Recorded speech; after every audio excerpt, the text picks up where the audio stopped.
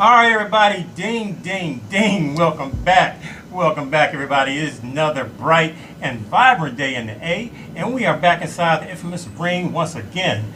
I am Trey Amazing, your favorite part-time stripper, part-time pastor, but full-time dating commentator, and this is Ringside's very own Corner Confessions. Today, we got back inside the ring, joining us again, multi-talented media virtuoso, actor, rapper, and co-host of Dish Nation. He is a Bronx, New York native, but now he's standing on business right here in the A. Give it up for my man, HEADKRAck. Say what's up. What's going on, world? Ding, ding, ding, ding. That's how just we do it. Double up. So, yo, before we really dive in, we talk, speaking about New York, your hometown, we can't move forward without giving proper homage to, the late, great, Fat Man Scoop. Oh, yeah. Quite unexpected. Where the hell did that come from? But legendary. And we would be remiss to mention anything concerning New York and not give that man his flowers. So rest in peace, King, and you'll never be forgotten. Another Bronx legend too, man. And I didn't even know that until he passed away, because my man Diamond D, the producer, they went to high school together, graduated the same year. Come to find out, and it's just like, man, like the Bronx is rich with so much history, and at my big age, I'm still finding out people that come from the borough. So, man, big shout out, rest in peace to having the Fat Man Scoop. BX, that's what I'm talking about. So, HEADKRAck, you know what? Thank you again for joining me. This is a very interesting topic, a topic that, is pervasive and something that I actually want to explore further into a documentary, and we can talk about that later. But we're talking about social media and how social media affects dating and relationships. Okay, let's keep it a buck. Social media ain't going nowhere. Nope. It is what it is.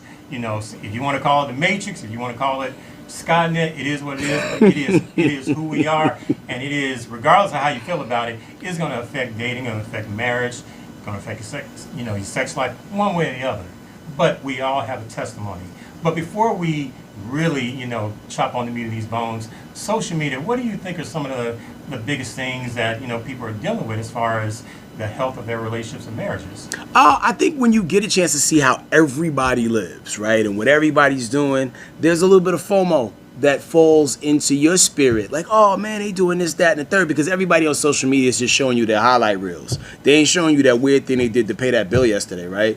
Or that thing they had to pawn in, or that meal they had to skip to make a certain thing happen. So what you're seeing is what people want to present as the best version of what their life is. So I think a lot of times we misconstrue that as 100% reality, and that's the thing. And then also, too, I think, when you look at the ease of access to get those dopamine spikes, whether it be because of, something you saw that you found funny, or something that you saw that you, was aroused by, you found attractive, those things pop up on a regular basis. Right. And, and a lot of us are addicted to that thrill, and we don't even realize it. Oh, we don't realize it until we're on the toilet for 3 hours scrolling. Yep. And our legs are in entropy, like, okay, I can't feel my body. Trey, my bathroom used to be my library. That used to be why I used to read books and learn things. I would come out of the bathroom smarter. Now I come out of the bathroom with likes, or liking things, or creepily watching people like Batman from, perched up, from the roofs of the building. You know what I mean? Like, there's just so much to indulge in social media, and it just makes it so much easier. Like, if my dad had social media when he was when he was like younger, I'd have more siblings. I mean, social media, especially social media, and the fact that everyone has a smartphone. So, it's not like before, like, okay, you can only do, social media when you don't know. It's everywhere. Everybody, wherever you look, everybody looking down at their iPhone or their Samsung, and they're either on TikTok, Twitter, IG, whatever. But, this is something that not only just the single people are trying to meet, that special someone, but people who are in committed relationships and married. My girl and I, we were talking on the way up here. You get a relationship, or even when you get married, now all of a sudden, you got all these people on people you may know. People you may know carousel, like, all these attractive people just all of a sudden just advertising on my page now. Or like you said earlier, it makes me think about, that quote, comparison is the thief of joy. Well, social media gives you plenty of opportunities to compare your life with the lives of folks that you don't even know. Right. Folks that you think this shit is real, but no, it's fake. But the reason why this subject matter is so important, because I started thinking about the chasm between men and women, particularly black men and black women, and people are thinking, okay, we at war, it's a gender war. And I'm like, look, the real bad guy is social media. It ain't the black woman, it's not the black man. Social media, there are entities and organizations that are profiting on keeping us divided. Oh yeah. You know, so I'm like, how do we switch from that? Once we identify, look, social media is, you know, passing on misinformation, is, you know, social media right now is, like I was telling my girl, everybody, when you're a kid, your first big GRE word is instigate. Social media instigates the gender wars. Whenever you think everything is cool between men and women, no, social media is there to remind you, men ain't shit, women are hoes, and stuff like that. Can you elaborate on that? I think, you know, social media can help fast track things for people to argue about daily. Mm-hmm. Because whether you operate 100% on the side of right or the side of wrong, there's going to be a person who's going to have a varied opinion from you on every single thing. Even when things are cut and dry and make obvious sense logically to people, there's always going to be that one person going to be like, they was right for what they did, or they was wrong for what they did, even if they were right, you know? Mm-hmm. So, you know, I think, you know, the thing that we as people suffer from the most is we're easily distracted.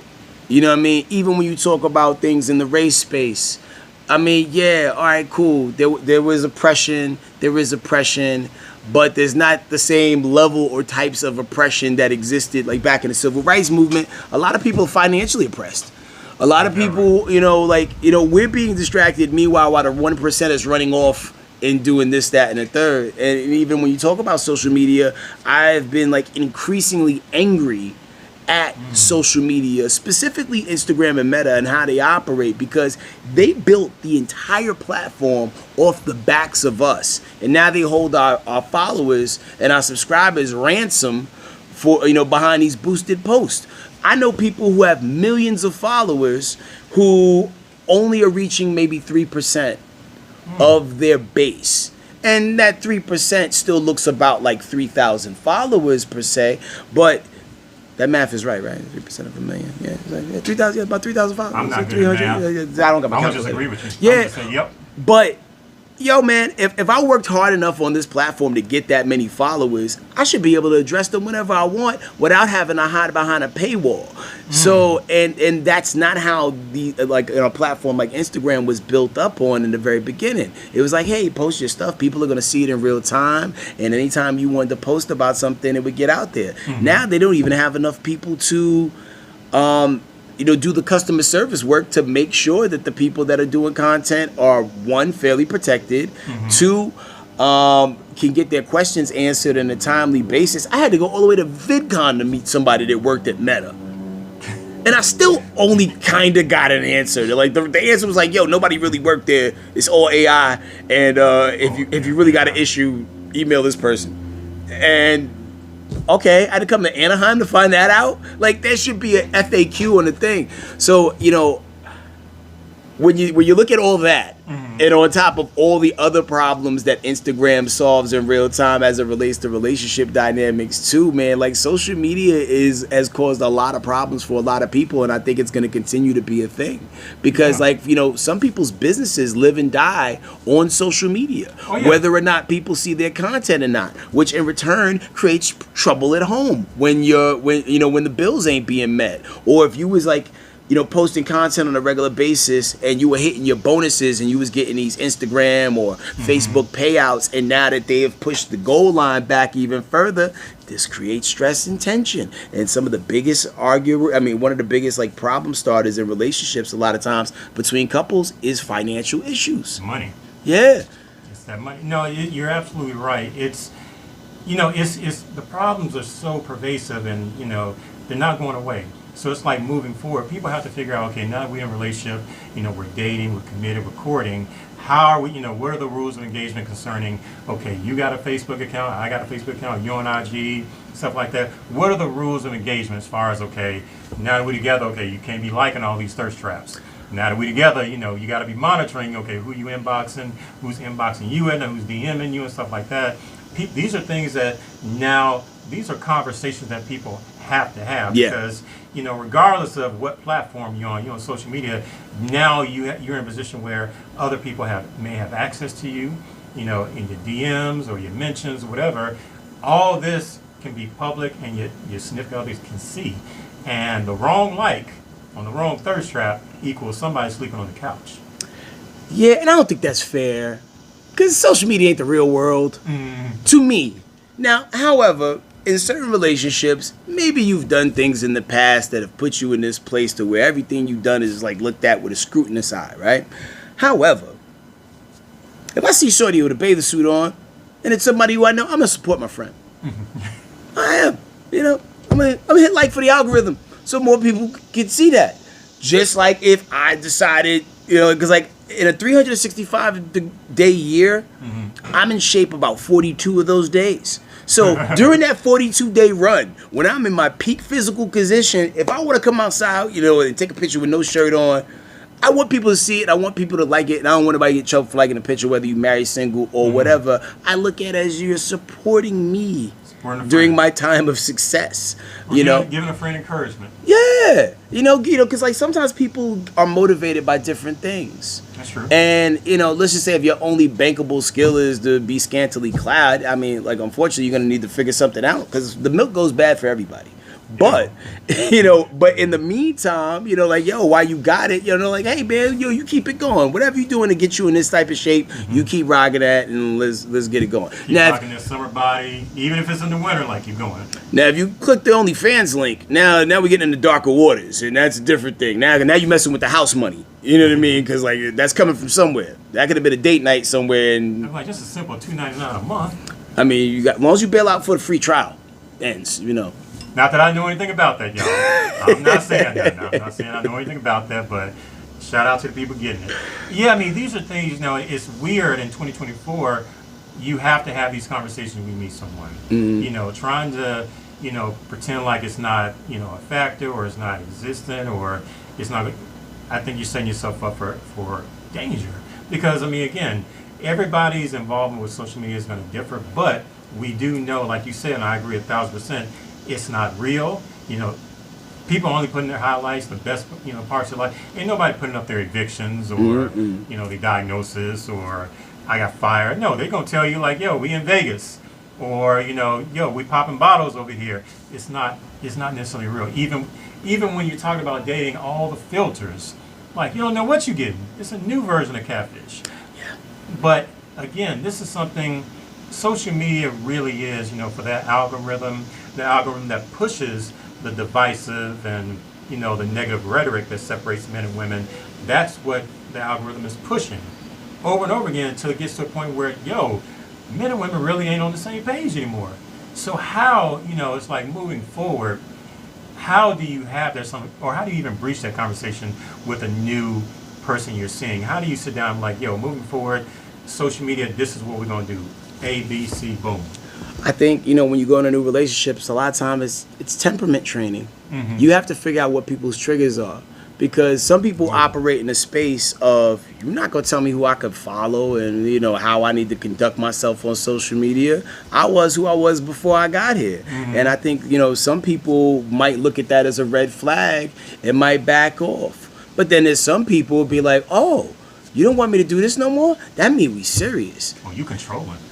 There's that too, you know, but it just depends on what the needs of the other partner are. Because, like, some people want to feel like they belong to something.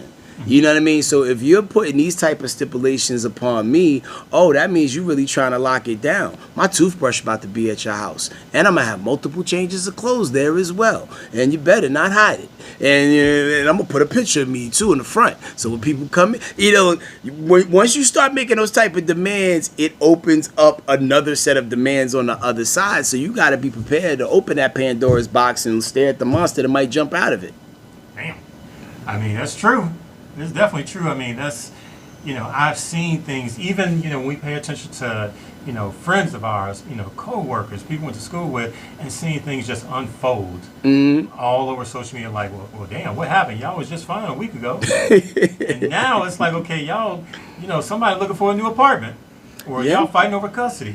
I'm like, y'all just got back from Hawaii. You know what I'm saying? So it's like to see these things just unravel. And, you know there are things that, look, if we just, maybe some better communication, maybe some compromise, something, it can't be the downfall of every other marriage or every other relationship. These are things that, look, we just talk about and we act, grown and mature. Maybe we can get over some of these humps, these digital humps. Because again, that algorithm, number one, there's money behind keeping us divided, but we shouldn't let it divide us. But moving forward, this is a conversation that people need to breach and breach it more maturely. But that's why I wanted to come to you, because again, I know I know you got perspective in this, and I know your perspective can open up doors. Because again, folks out here still trying to figure. I'm one of those people still trying to figure it out. Still trying to figure it out as much as I'm on social media. But again, your perspective is needed. But before we cut out of here, before I let you go, I really want to get an opportunity from you to talk about. I was at your listening party. We had a great time recently. MiKroDose. Yes, sir. Where can people get a copy of MiKroDose? For the people out there that don't know, my man HEADKRAck, he is a rapper, and we got a chance to listen to some of the tracks. They're dope. But the fact that they're dope, we got to put the link out there so people can find it. Wow. MiKroDose, where can people find that? You can go to headkrack.com. That's my website. Not only can you, buy merch there, you also can buy physical copies because, we live in this digital world where people don't get to touch things. And if you don't get to touch things, it means it's not real. Kind of like the internet. So, I have vinyl. I have cassettes. Cassettes? Wow. Yeah, because you got some people who like that analog hiss. That you hear when you hit play on a Walkman or a tape player. And when was the last time I touched the cassette?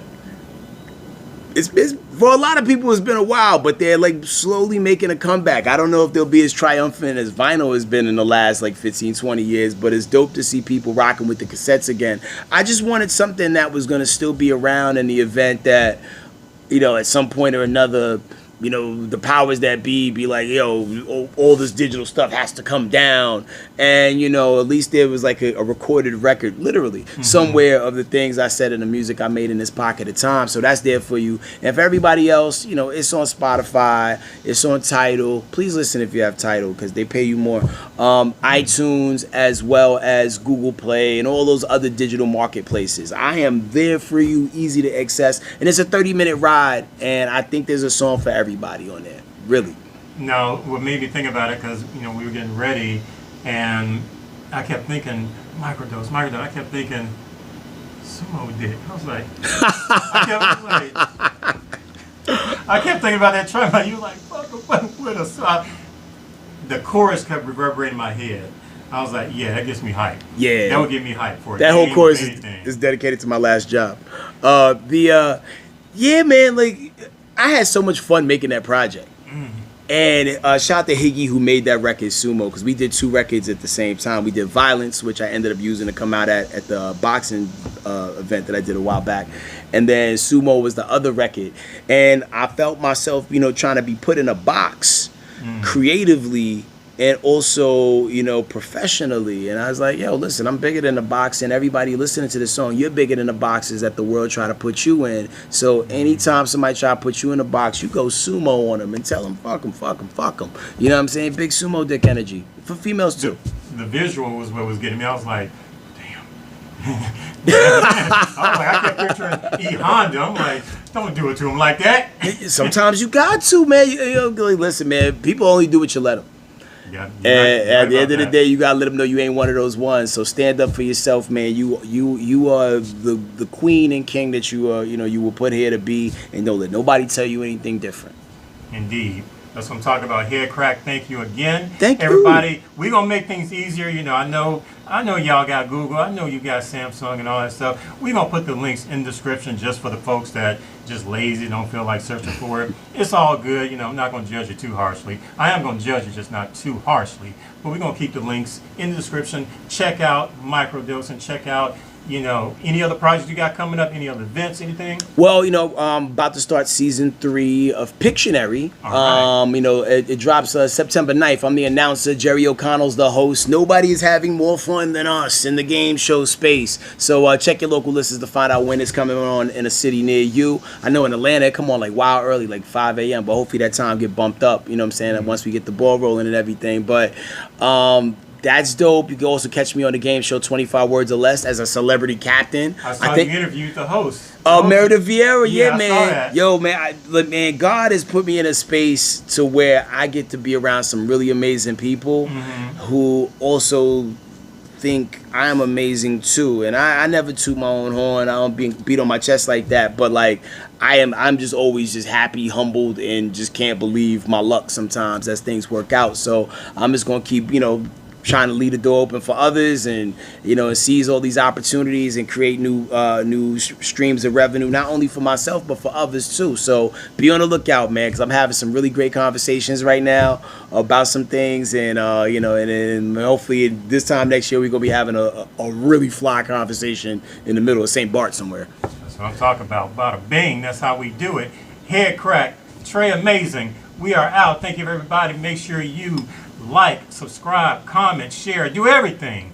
Make sure you put this out there in social media. Use social media for the good, not for the bad. Make sure you keep your relationship or marriage intact. Don't let FOMO, get you effed up out here, okay? Trey Amazing, Ringside Corner Confessions, and we out. Peace. Peace.